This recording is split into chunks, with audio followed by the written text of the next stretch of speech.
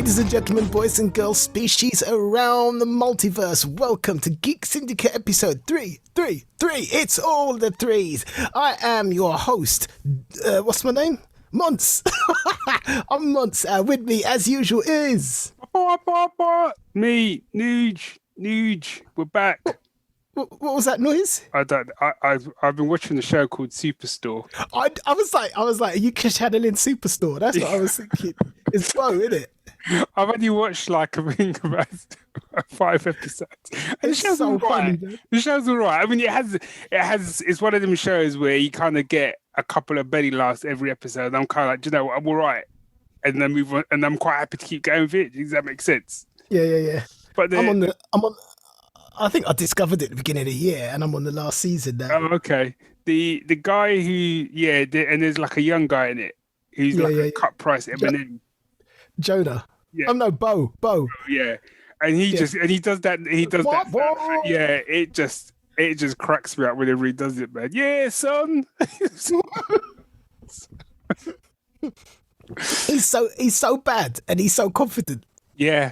Never seen anyone so bad at everything be so confident. You got to admire that level of arrogance and stupidity.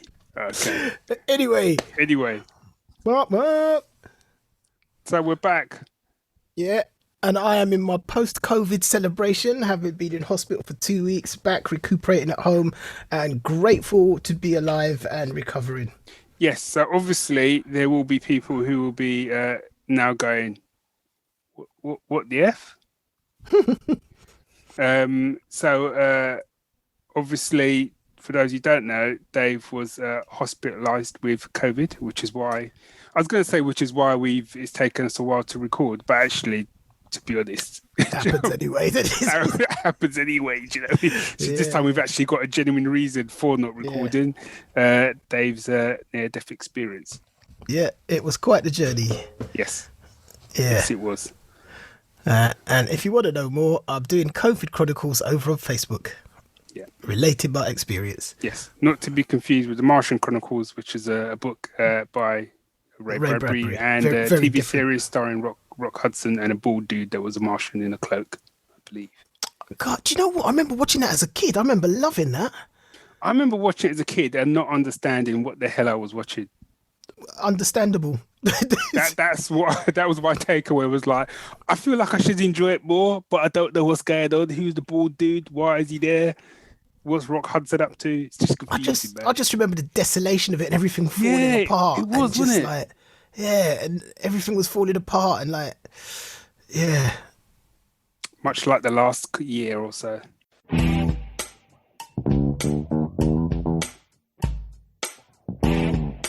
Just call us boss, mate. I'm thinking about starting a section in the show. Okay. Called, and I'm getting the phrase from you. I'm calling it Another Day, Another Apocalypse, because for some reason it's like since I've been ill, of course, I've had a lot of time to watch stuff. I have just been loading up the apocalyptic, horrific scenarios. Just one amount of, and I think it was I remember you posted a trailer in the Geek Syndicate group on Facebook for a show called Awake, where something happens and the human race can't go to sleep. Yes. And you posted it with a caption, Another Day, Another Apocalypse. And I thought that's a great name for a section of the show, given how many apocalyptic scenarios I've been watching lately. Because they're coming out of the woodwork, man.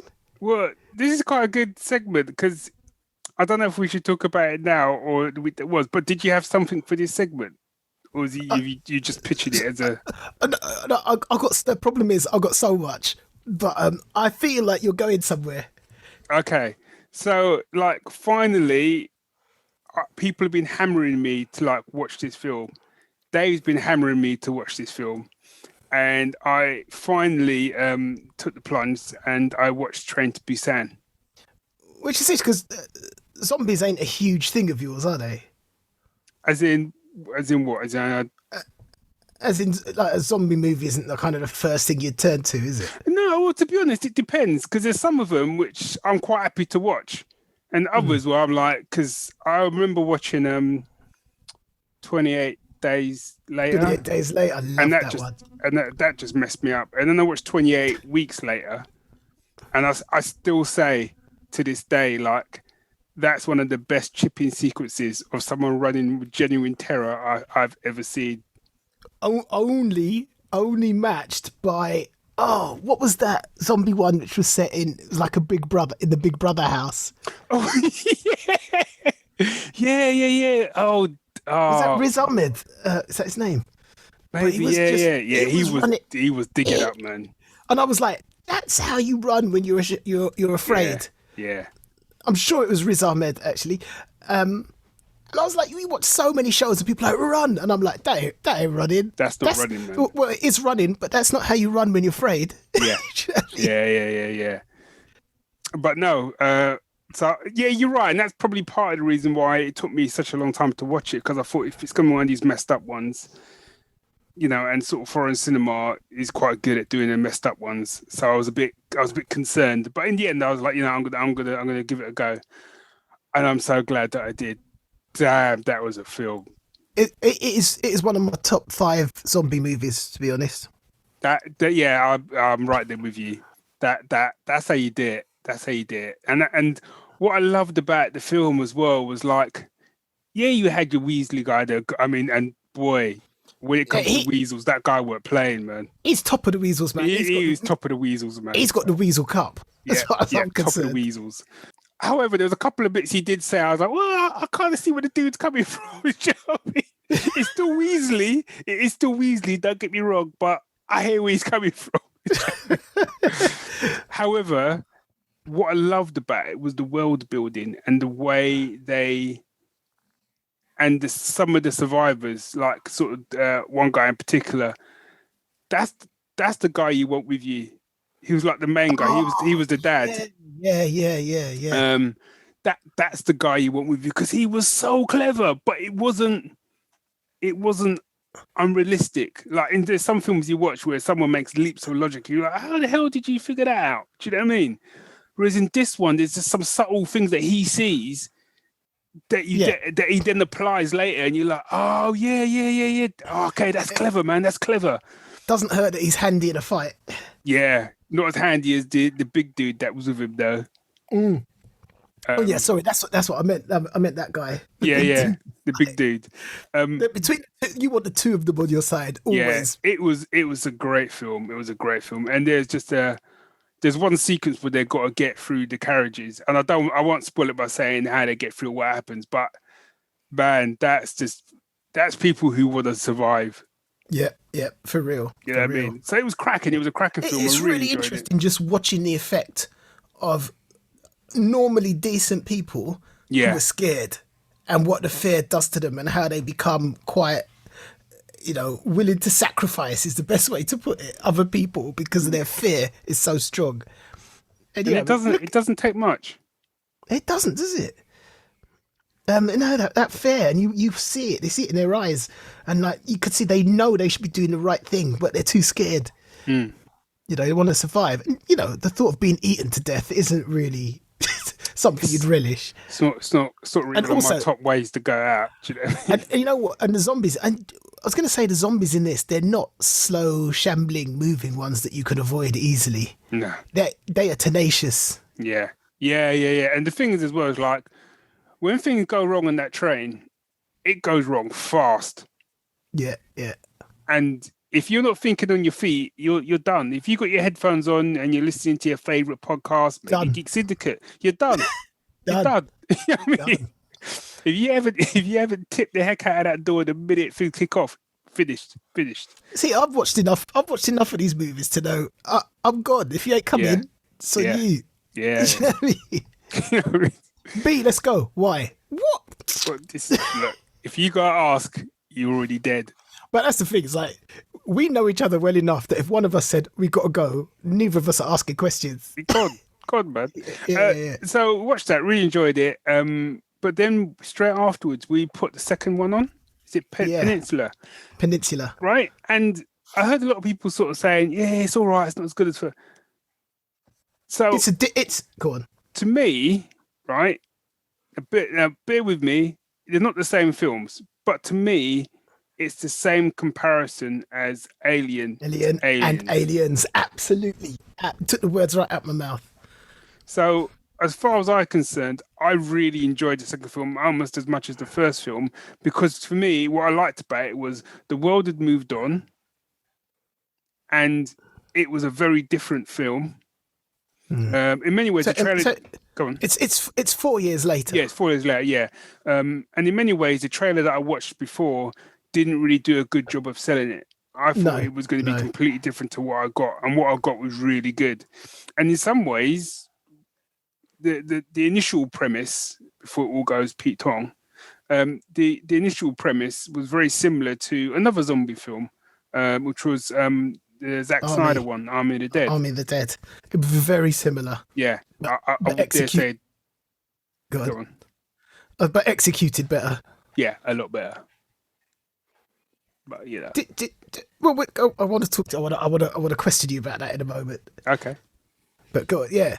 What what was I going to say? Peninsula. Yeah, there's some kids. There's a couple of kids in this movie. So just like you were saying, in like with Oh with the God, the first one, kids! Yeah, yeah. if you Sorry, Train to Busan, there was a couple of people that you really want on your side. In Peninsula, I want those kids on my side. man. Yep. Them kids, man. Them kids. Absolutely. And one of them could drive. Them kids. That's right.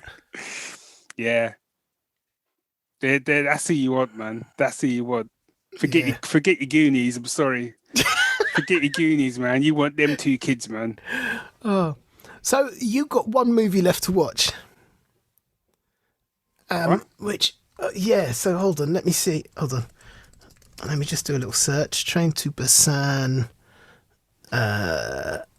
trilogy. Right, so after Train to Busan and before Peninsula, they brought out an animated film called Seoul Station. Ooh. So this was set in, well, Seoul, I guess. Basically, right at the start of the breakout. So it's basically set at the same time as Train to Busan. Oh, okay. And it just follows a couple of people just trying to survive in the city, really, and what's going on. And it's animated. It's really good. It's brutal. If I was going to rate the three of the movies, I would say Train to Busan is top, Peninsula is second, and Seoul Station is third. And that's not a diss on Seoul Station either. Okay. Is that on a streaming service? I think it's on Amazon. I think I might have had to pay for it though. Okay. I'll have to have a look there. So I remember, I can't remember, I saw they had a steelbook of Seoul and Seoul Station and Train to Busan, and I was like, oh, I love these movies so much. I would love the steelbook on my shelf. And then I went, nah, I'm waiting till they bring out the whole trilogy. Yeah. I want it all.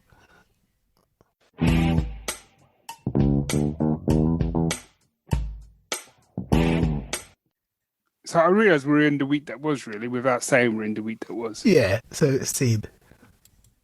So I want to quickly, just because otherwise we'll just do TV, film, won't mention any comics. I want to quickly mention a comic that I read today. I got confused initially because I thought the comic was by Greg Rucka. Okay. But actually, it's been released under the it's basically Greg Rucka Presents. But I have no idea what his input is with it because the comic's written by Robert McKenzie and David Walker. The art's by Justin Greenwood. Colours by Daniela Miwa. Letters by Simon Boland. And the comic's called Compass, the Cauldron of Eternal Life. You heard of this? I have not. So let me read you the blurb, right? So the blurb is Shahidida El-Amin is many things: scholar, cartographer, astronomer, mathematician, science, explorer, adventurer, and when need be, two-fisted fighter. Setting out from Baghdad's legendary House of Wisdom during the Islamic Golden Age, Shahari's quest brings her to 30th century Britain, where the Welsh are whispered to possess the secret of eternal life, but Shahari is not the only one after it. Okay, nice. Who did you say who wrote it? It is Robert Mackenzie and David Walker. Okay. Who I think they did some stuff. I think they've done some stuff around the Old Guard. Okay. But mate, basically, it's a kind of, I say medieval. It's like it's Islamic Golden Age version of Ray's Lost Ark. Okay.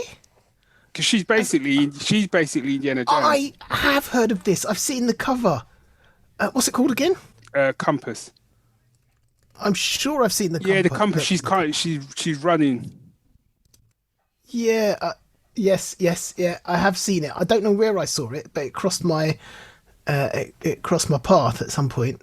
Yeah, I'd read a preview of it and quite like the look of it, but I've read the first issue now. I really enjoyed it. The art's spectacular. Even though it's Greg Rucka presents, and as I said, I don't know what his involvement is. It's got a Rucka vibe to it. Mm. But yeah, it is basically Raiders. She's very much an Indiana Jones type character, and the her sort of enemy in it is a very Belloc-esque. She's a very Belloc-esque character. Does it work in its own right?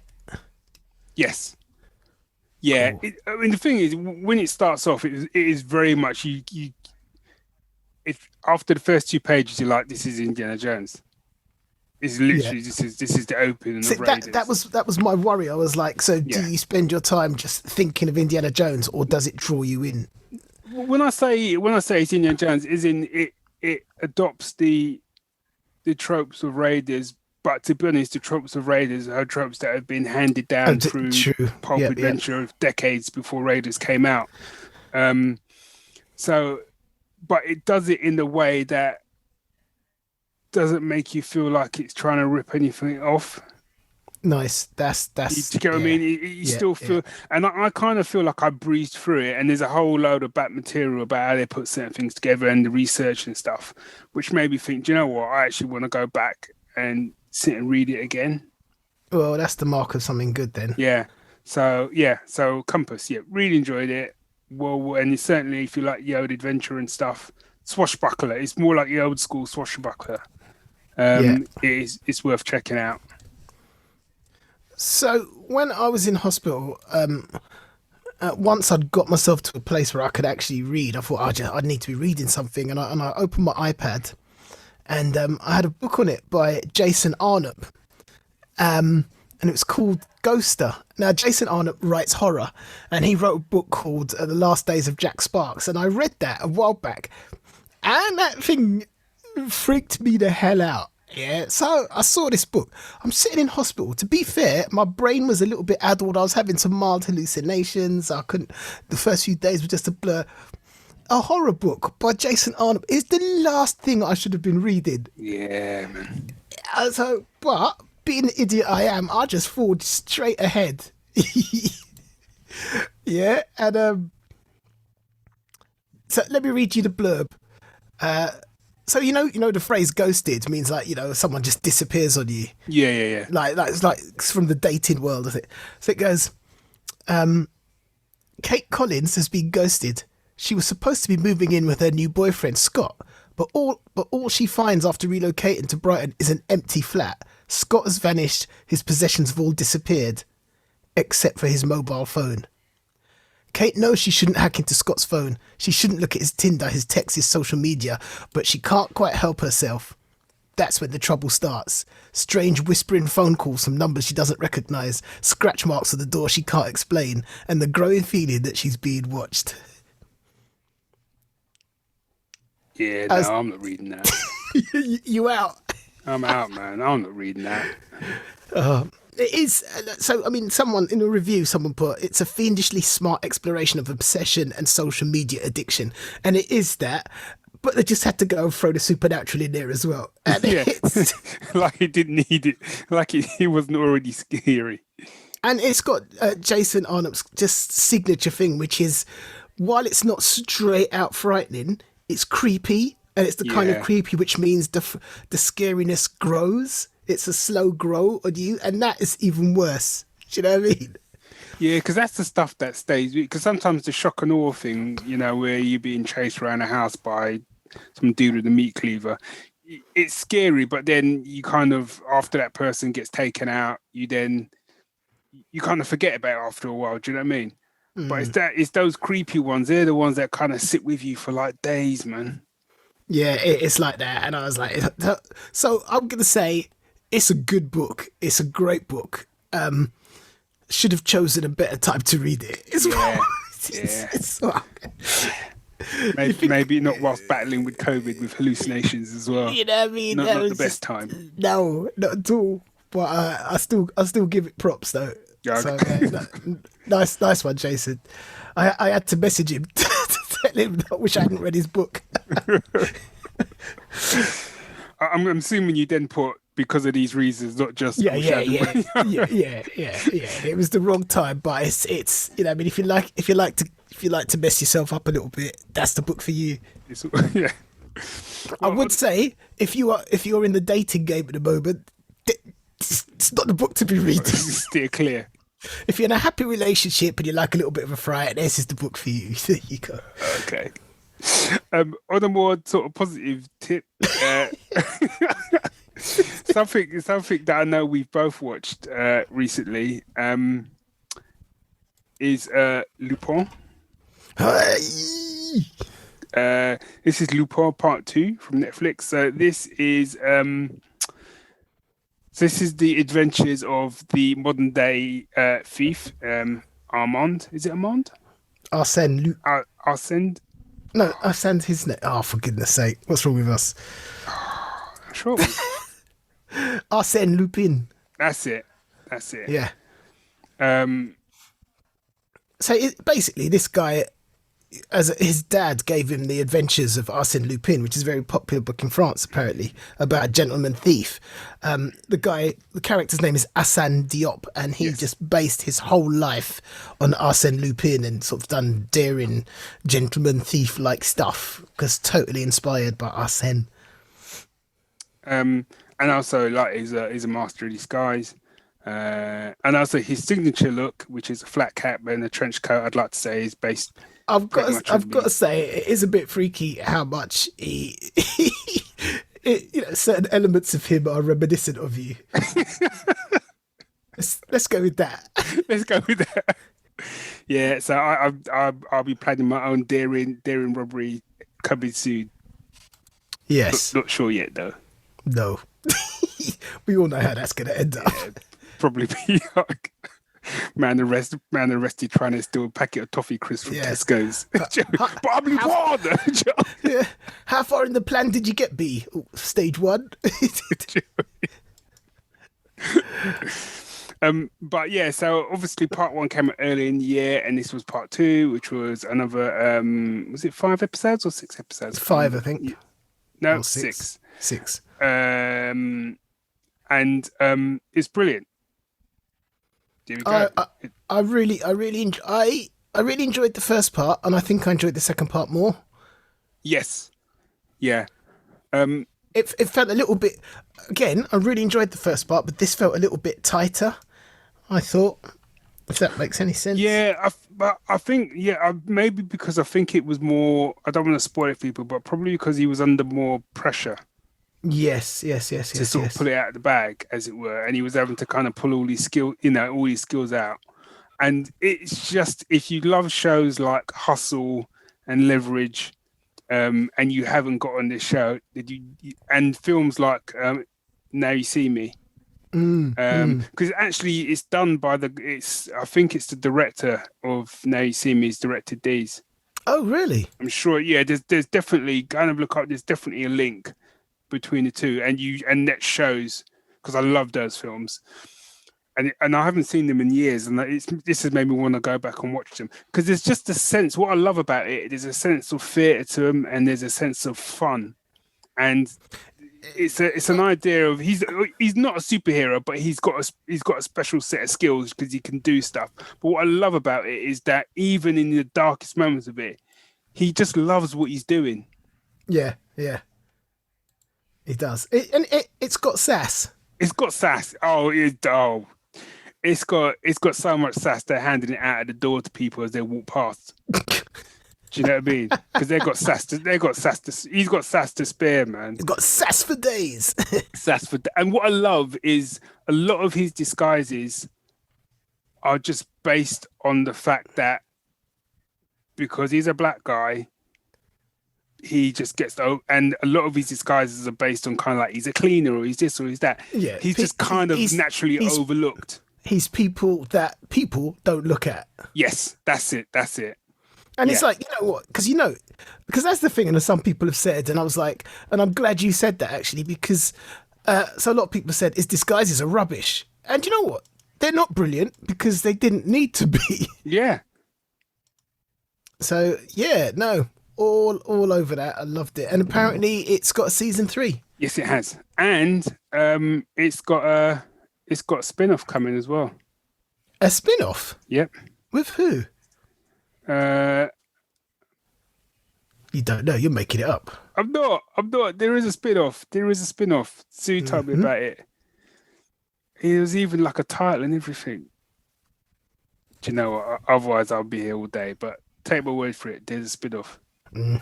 I'll believe it when I see it. Yeah. Which, on one hand, I'm interested in. Another hand, I'm like, I'm a bit worried. Because I don't like when they kind of try and spin out something too much. Yeah. And it takes a lot, and I think a lot of times spin-offs don't work that well. Yeah. So because you heard, going back to Superstore, you heard they were going to do a spin-off. I don't know about Bo and Cheyenne. What? Oh. Apparently they've cancelled that. Yeah. Which I think is wise. Probably for the best. Yeah. Do you want a film or TV show? If the TV show is Loki. Okay. Well, to be fair, it doesn't matter. You can tell me the TV show. I mean, I don't want to kind of like, dictate what you're doing. All right. I don't know. This so the amount of shows that I went through, man. Tell me the TV show, because it's been a while. I need something new anyway. Have you seen Love, Death and Robots? Oh, it's season 2. Season 2. No, I haven't seen it yet. So, the first season of Love, Death and Robots, I mean, I was blown away. So it was all animation, and some of those animation, if you're not looking carefully, you'd swear it was just real live people doing stuff. And the themes were love, death, robots. And I could give you a list of my favourite ones, and then I'd like go, oh, but this one was good. Oh, but this one, I absolutely loved it. So season 2 came out. Now, the first season was 18 episodes, and this one was 8. Oh, so, okay. I mean, they were short. They were like 15 minutes, 20 minutes, 25 minutes, none like that. And once again, I really enjoyed it. And a couple of them kind of hit the heights of the first season, but not as much, I thought. And it's weird because I don't want to say don't watch season 2, because it's still, the whole season is still highly enjoyable. Right. And I think there was, out of the 5, there was, if someone said to me, you've got to watch the whole season again, apart from the ones you really didn't like, there was only one that I really didn't like. But yeah, it didn't quite hit the highs of the first season. I don't know why, but don't let me stop you watching that by saying that, because that's just in comparison. You know what I mean? It still stands tall as far as I'm concerned. So okay. Well, I still got, now that I said that, as I was saying, I haven't got anything that's absolute rubbish, because I've still got The Bad Batch, and I've still got Shadow and Bone to watch. I had tried to watch Jupiter's Legacy on Netflix, and I watched the first 2 episodes, and I was halfway through the 3rd episode, and then I just stopped. I was just, quite putting it bluntly, I was just bored. I did. We managed the first episode and was like, yeah, that was all right, but we didn't go back, and we don't. And I realised I don't feel the impetus to go back, because there's some things you go, why didn't I go back to this? Yeah. But not that. I just feel like, no. Yeah, and it's a shame because Right. I say it's a shame actually because I was going to say because I really enjoyed the comic, but then I kind of think, but then I really enjoyed the comic, so it's actually not a shame because The comics is still there. the comic is still there. So actually, do you know what I mean? So before we sort of round up, I want to quickly talk Loki, but before that, I want to really quickly sort of go. Have you seen the new trailer for Suicide Squad? No, because I thought I'm gonna watch. I was sold at the first trailer, so so I thought I don't need to watch anymore. I think it's probably good because it doesn't really give anything away, but and it's just madness. To be honest, it's the same level of madness that you got in the first trailer. But what I liked about it, it's a mild spoiler, but I think you'll be alright about it. But what I liked about it is in the opening sort of scene, they're talking to Idris Elba's character, and I don't know who he plays. Forgotten. He's not Deadshot, is he? I know that was Will Smith, but Yeah, it's a different character he's playing. I'm sure he is. Anyway, they say there's a bit where they basically say the reason he's in sort of prison is because Bloodsport is his name. oh, okay. Not to be confused with a Van Damme film. It's the same name. Yeah, he basically put Superman in ICU. What? Yeah, with a kryptonite bullet. Of course. But and I know and it is a spoiler. It's a mild spoiler. I think it's a mild spoiler. To be honest, it's a Suicide Squad. You don't really care. Yeah. But what I liked about it is one of the things which is, I know it's me being anally retentive, but one of the things that I'd never got in that first film, where there's a scene where Amanda Wallace is pitching the Suicide Squad, and she's kind of like, yeah, well, we've got Superman running about and blah blah blah. You know, what if we need to take him out? And I'm like, and your plan to take him out is a woman with a baseball bat, a dude who throws boomerangs, and someone you can shoot really good.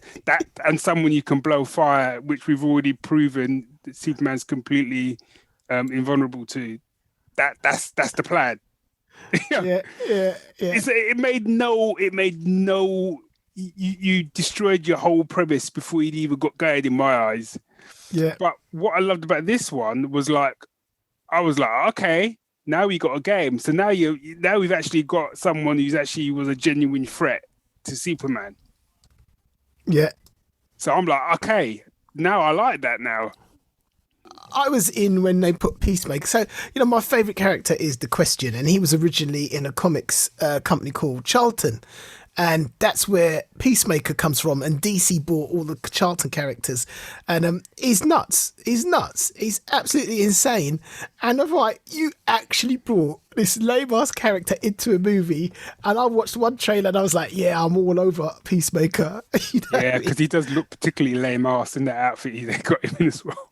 Yeah, and it's but the outfit is true to the comics. That's why it's just madness. Yeah. Do you know what I mean? So I was like, yeah, okay, you got me, man.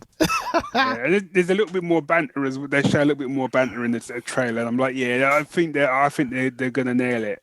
To be honest, yeah, I'm quite looking forward to it. So before we round up, have you been watching Loki?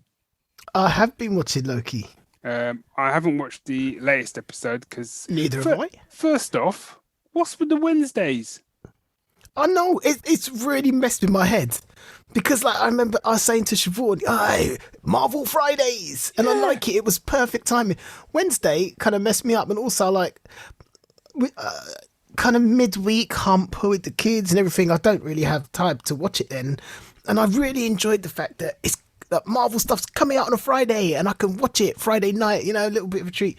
And it's like, what's happening? And I know I'm an adult and I should be able to navigate that, but for some reason it's really messed me up. I know, and I'm the same, and I'm kind of like, and I feel like you kind of shot yourself I feel like Disney sort of shot himself in the foot a little bit, and I feel like even they know they shot themselves in the foot because now they're trying to put out some tagline of Wednesdays is the new Fridays. No, it's not. It's Wednesday. Yeah, I know. I'm already struggling working out what day it is. It is. And I kind of end up watching it on a Friday anyway, just because I've been sort of conditioned that way now. Do you know what I mean? So I try to hold off watching it until the Friday. But anyway, thoughts so far?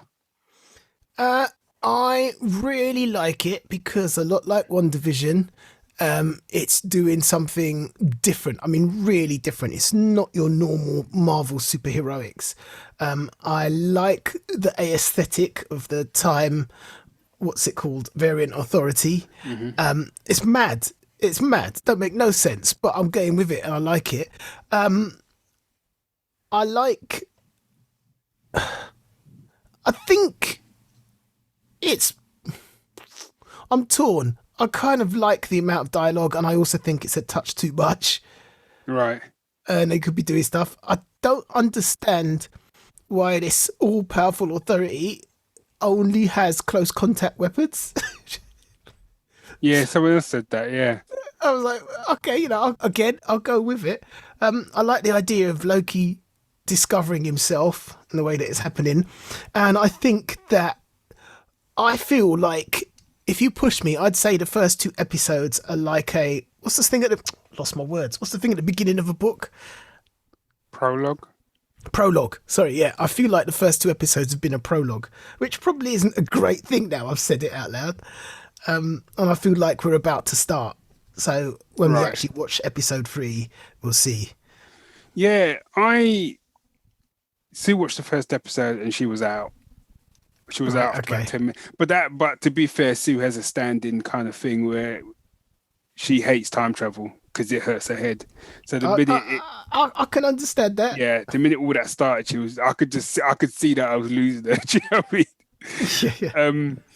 And she was kind of like, it's too wacky for me. That's how I think. That was her review. It's like, nah, it's too kooky for me. I'm out. Do you know what I mean? And time travel. That's like her two pet hates: kookiness and time travel. Yeah, no, Um, that's what the and cards are stacked against Sue watching yeah, that. and I think I'm enjoying it. I feel like it needs to kind of get going, and by that I mean I don't mean that it needs to have lots of action and fist fights, and martial arts and stuff. But action can come in many forms. Do you know what I mean? Mm, mm. So I feel it needs a little bit more, impetus. Um, I like Loki. I like the other dude, but it sounds like I've got a lot of nitpicks, which I have. The TVA. Where's all the aliens, man? Why is everyone human? Yeah, good point. Good point. That just keeps throwing me. Is like it's supposed to be this massive, organ that's so powerful, more powerful than the Infinity Stones and all this sort of stuff. So how come I you got a suppose, couple of I aliens suppose the in there? problem with that is like they're just saying the only time variant problems seem to happen on Earth because that's the only place they seem to be going. Yeah, it's Doctor Who all over again, man. Yeah, no, that's what it is, isn't it? That's what it, that's what it You think Disney would have a bigger budget? At least I understand why like Doctor Who always ends up in a estate in Hackney or like disused quarry because it's got limited funds. Do you know what I mean? State in Hackney. Do you know what I mean? Because you think Disney might have slightly deeper pockets. The other thing as well is that like again overall I'm enjoying it and I want to see where it goes. But you've got Tom Hiddleston, so you got Loki, and then you got Agent Morbius, who's played by Owen Wilson. Yeah, who I don't usually like. Right. So my problem is, right, when you look at your classic buddy whatevers, so you look at Men in Black, and you look at okay, let's take Lethal Weapon. Take Lethal Weapon. Right. The reason they work is because the two characters are very different. Yeah.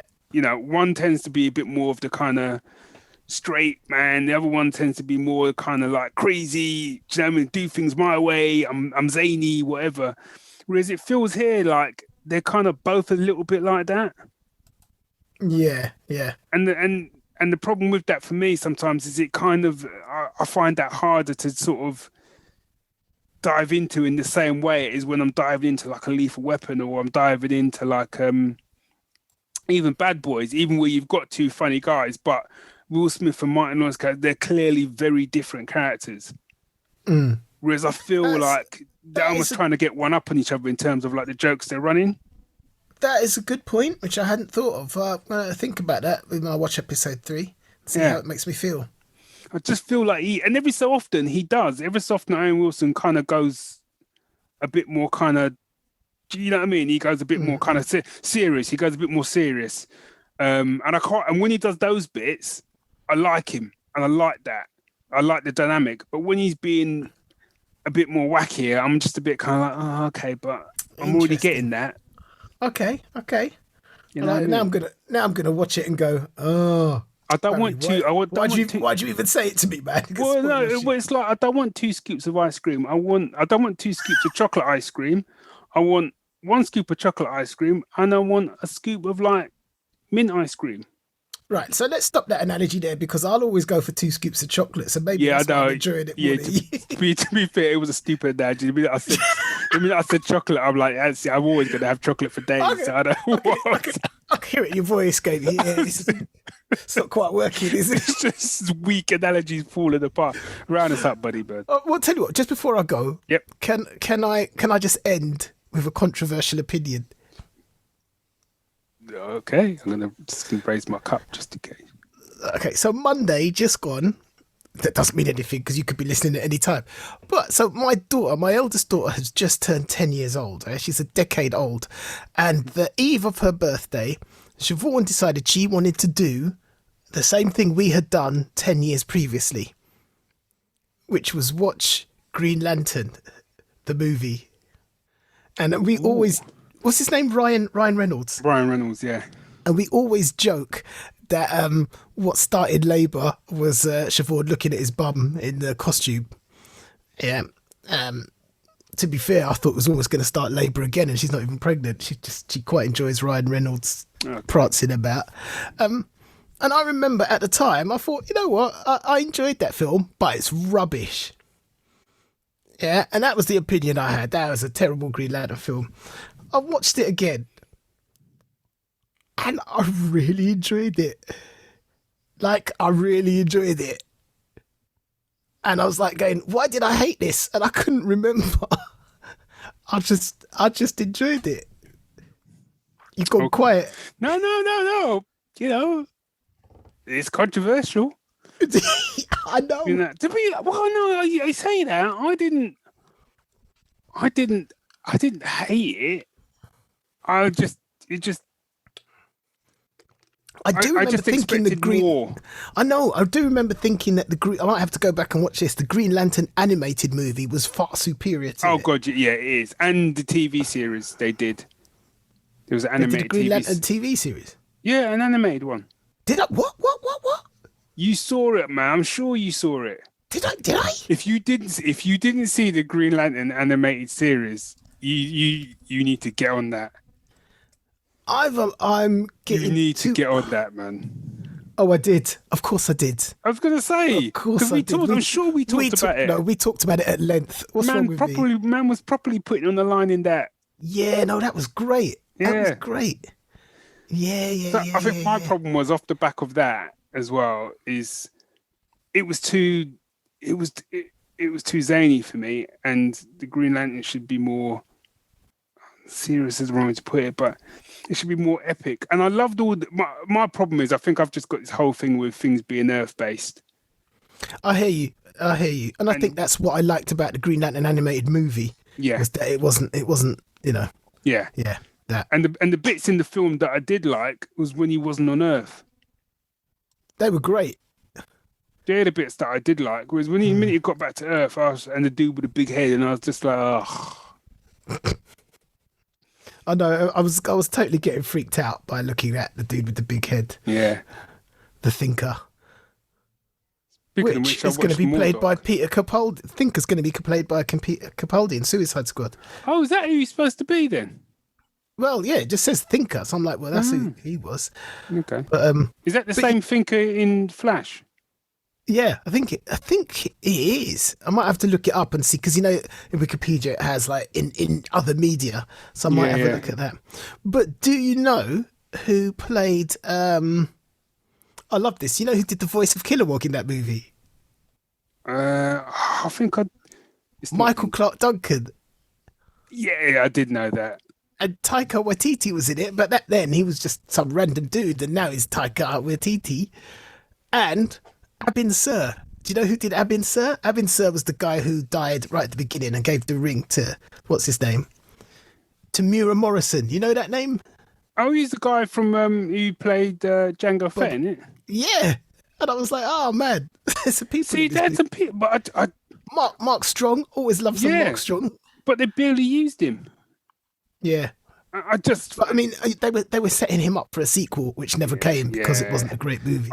But then again, and certainly with watching and then we will round up, man. Yes, we will. And then, but certainly watching the 4 hour cut of Justice League just led me to kind of look at some films in a whole different light. Because again, with Green Lantern, I do wonder, because I feel there's a great film in there. We watched the extended version. Oh right, I didn't even know there was one. Yeah, it was extended by about 6 minutes, I think. Oh, So okay. no great shakes. I think they just put one scene in there that wasn't in the original. I think it's going to need a little bit more than that, man. No offense, man, but it's going to need more than 6 minutes to rule me over. Yeah, you might be right. It was all, I came out of it. There was some bits now, like when he does the oath. That bit's good. I like that. That bit. was great. I loved that. By the power of Grayskull. Come on, man. Yeah, but yeah, it's too jokey for me. It's too, to be honest, it's too Ryan Reynoldsy for me. But then again, that's kind of what Hal's character is a little bit like. So Yeah. So let us know what you think. Did you like what we said? Did you agree? Did you disagree? Let us know. You can do it over in our group, our Geek Syndicate group on Facebook. You can do it on Twitter. You can send us an email at thegeeks@geeksyndicate.co.uk. Or you can just, yeah, that's it really. So until next time, Geek Syndicate, we out.